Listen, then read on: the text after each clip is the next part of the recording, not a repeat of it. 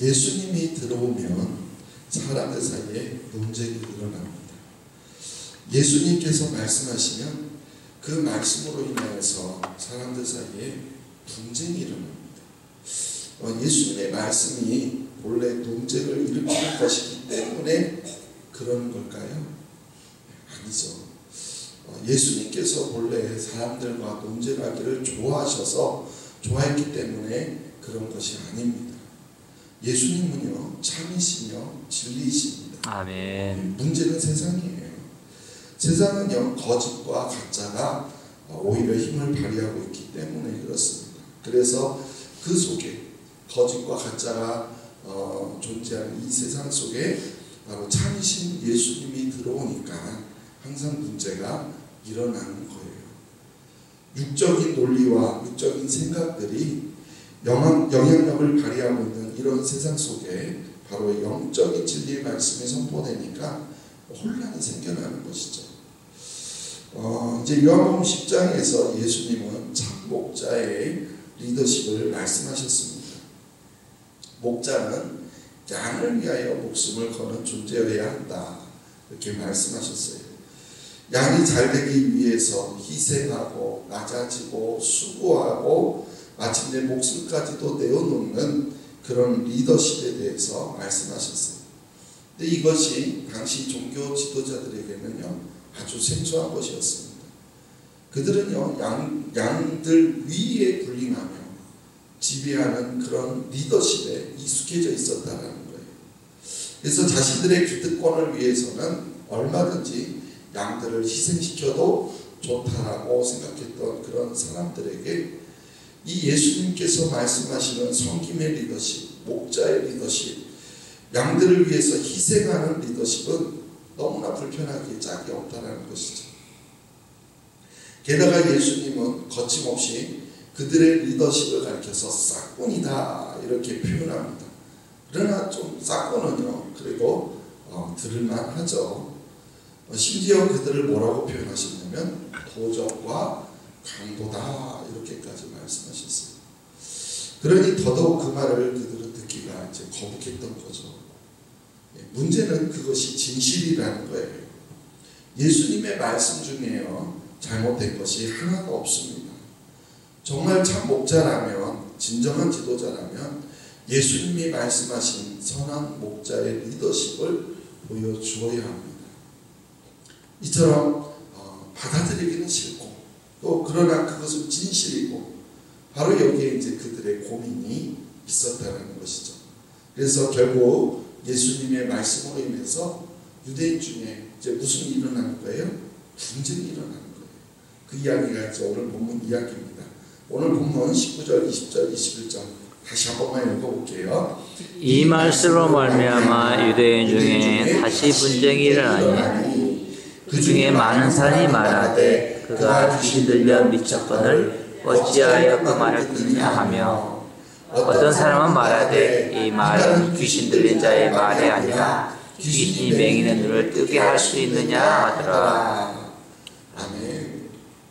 여기에서 우리가 이 요한복음 10장의 말씀이 요한복음 9장 말씀의 연장선에 있다는 것을 기억할 필요가 있습니다. 9장의 내용을 잠깐 우리가 상기해 보면 태어나면서부터 맹인된 사람을 예수님이 고쳐주셨어요. 그 일로 인해서 사람들이 놀랐죠. 그런데 바리새인들은요 그 사건의 의미를 축소하기 위해서 안식일법을 들먹거리며 시비를 걸었습니다. 맹인이었던 사람은 그 와중에 결국 예수님을 그리스도로 고백하게 되죠. 그러나 바리새인들은요 부정할 수 없는 기적을 보면서도요 예수님을 영접하지 않았다는 거예요. 그래서 그들에게 예수님이요 9장 마지막 절에 어떻게 말씀하셨는지 한번 9장 41절 말씀 읽어볼까요? 예수께서 이르시되 너희가 맹인이 되었더라면 죄가 없으려니와 본다고 하니 너희 죄가 그대로 있느니라. 아멘. 차라리 육신의 눈이 보이지 않는 그런 결점을 가지고 있었더라면 그 오히려 고침을 받고 또 죄를 용서받을 수도 있지만 그러나 영적으로 맹인된 것을 알지 못하고 스스로 의인이다라고 고집하는 바리새인들은요, 결국에는 죄를 용서받을 수 없다라는, 죄가 그대로 있다, 그 말은 용서받을 수 없다라는 말이죠. 그리고 계속해서 10장에서 선한 목자의 비유 아닌 비유를 말씀하고 있는 겁니다. 그러니까 요한복음 10장에서 선한 목자이신 예수님과 대비되는 싹군, 도적, 강도 모두 다 바로 당시 종교 지도자들인 바리새인들을 가리키는 말씀이라는 것이 더 분명해지는 거예요. 결국 그들의 리더십은 본질적으로 싹을 위해서다, 이렇게 예수님이 말씀하셨어요. 자신의 기득권 유지와 사사로운 이익을 위해서 양들을 오히려 억누르고 희생시키는 리더십을 당연하게 생각해왔던 그들의 그러한 모습을 드러내는 말씀입니다. 나면서 맹인된 사람을 대하는 그런 바리새인들의 태도를 보면 더 확실하게 알 수가 있죠. 그들은요, 장애를 죄의 결과라고 단정지었습니다. 예수님은 그 장애를 고쳐주셨는데도 그들은요, 놀라거나 하나님의 은혜를 찬양하거나 고침받은 그 사람에게 축하하지도 않았어요. 여전히 그를 향하여서 죄인으로 취급하면서 쫓아내었습니다. 장애를 고칠 능력도 없으면서 여전히 군림하고 판단하려는 그들의 태도에서 우리는 도적과 강도의 냄새를 맡지 않을 수가 없는 거예요. 그러나 이제 주님은 다르다라는 것이죠. 예수님께서는요, 이 세상에 오신 것이 어떻게, 뭐 때문에 오셨다고 그랬죠? 양으로 생명을 얻게 하고 더 풍성히 얻게 하려고 오셨다, 이렇게 말씀하셨어요. 그래서 나면서 맹인된 사람에게 바로 눈을 뜨게 하시고 보게 하셨다는 것이죠. 그게 바로 맹인된 사람에게 필요한 구원이었고, 예수님 실제로 그에게 그렇게 해주신 거예요. 문제를 해결해 주셨어요. 거기에다가 영안까지 열어주셨어요. 그러니까 말 그대로 눈을 뜨게 된 것, 생명을 얻게 된 것, 생명을 얻게 하고 영안까지 열어주시고 더 풍성하게 얻게 하셨다는 거예요. 바로 이것이 예수님의 능력입니다. 양들에게는 바로 이러한 목자가 필요합니다. 양들에게 아무런 도움이 되지 못하면서 말만 앞서고 희생만 요구하는 그런 목자는요, 목자가 아니라 싹군일 뿐이라는 것이죠. 그런데 싹군더러요, 싹군이라고 말하면 듣는 싹군이 기분이 나쁜 법입니다. 그래서 이러한 예수님의 말에 기분이 상한 많은 유대인들이 이제 이렇게 말하는 거예요. 20절이죠. 그가 귀신 들려 미쳤거늘, 저 귀신 들린 거 아니야? 그때 뽀트로 그 말을 듣고 있느냐, 어찌 그 말을 듣느냐, 이렇게 말하고 있는 거예요. 그러나 또 어떤 사람들은 이렇게 말하죠. 21절에 뭐라고 말합니까? 이 말은 귀신 들린 자의 말이 아니다. 왜요? 귀신이 맹인의 눈을 뜨게 할 수 없기 때문이라는 거예요. 예수님의 말씀이 다 옳다라는 것이죠. 게다가 예수님이 그 행하신 능력을 보면 그 말씀이 옳다는 것을 부인할 수 없다라는 거예요. 그렇습니다. 어떻게 귀신이요, 어떻게 맹인의 눈을 뜨게 할 수 있겠습니까? 그것은 오직 하나님만이 하실 수 있는 일이에요. 그래서 유대인들 사이에 바로 그래서 분쟁이 일어난 겁니다. 예수님을 놓고서 옳으니 그르니, 귀신 들렸느니 안 들렸느니 하면서 논쟁이 일어난 거예요. 여기서 우리가 생각하게 되는 것이 하나 있습니다. 그것은요, 많이 가질수록 내려놓기가 더 어렵다는 사실이에요.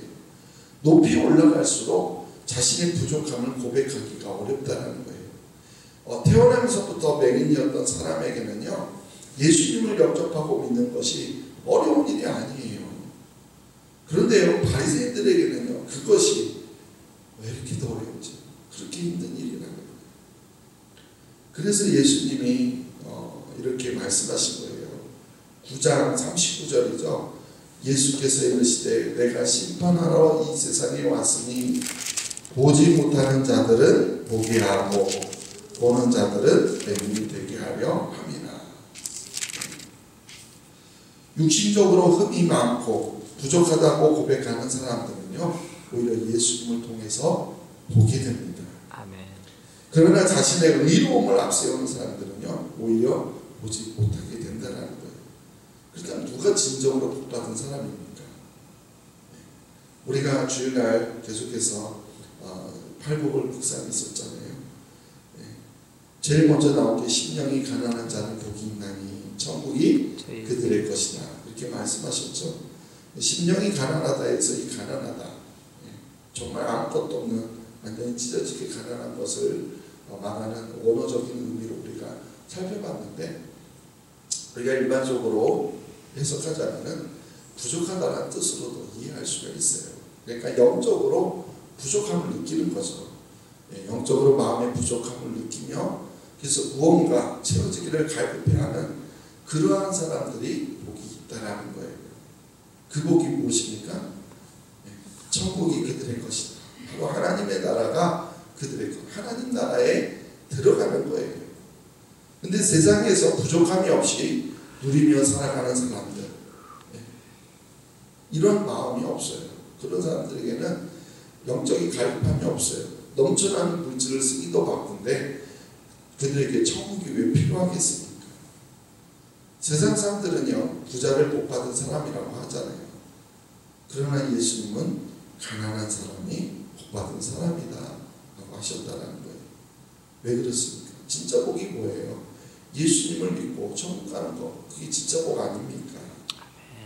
그러니까 우리가 정말 가난하더라도 그것 때문에 주님 앞에 겸손할 수 있고 주님을 영접할 수 있다면 그게 복이에요. 아멘. 건강하지 않더라도 그것 때문에 주님 앞에 엎드릴 수 있고 주님의 도움을 간구할 수 있다면 그것이 복이라는 거예요. 아멘. 근데 부자이기 때문에, 건강하기 때문에, 높이 올라갔기 때문에 그래서 하나님과 상관없이 살 수 있다라고 생각하는 그런 사람들은요, 오히려 못 받을 것 같지만 복이 아니라는 거예요.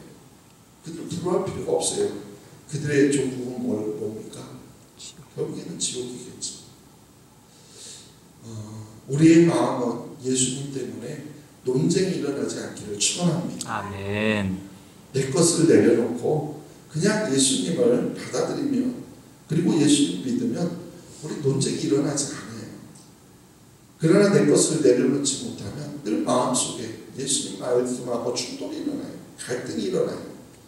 그래서 늘 믿는다고 하면서 세상에 또 이렇게 다리를 걸치는 양다리를 걸치며 살아가요. 그러면 늘 우리의 마음속에 분쟁이 일어납니다.